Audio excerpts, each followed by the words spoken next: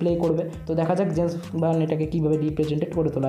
এরপর 25 জুলাই আসতে চলেছে ফ্যান্টাস্টিক ফোর, যেটা মার্ভেলেরও হবে, আমাদের মার্ভেল ইউনিভার্সের। এবার এখানে একটা টুইস্ট আছে, এটা মার্ভেল ইউনিভার্সেরই মুভি ফ্যান্টাস্টিক ফোর, বাট এটাকে এবার মার্ভেল ইউনিভার্সের সাথে কানেক্ট করা হবে না। এটা মার্ভেল স্টুডিওদের মুভি, বাট স্টুডিওতে ফিল্মের জগতে দেখানো হবে সেটা একটা অন্য ইউনিভার্সে বিলং করে অন্য ইউনিভার্সে বিলং করে। আই থিঙ্ক অল্টারনেটিভ ইউনিভার্স দেখানো হবে।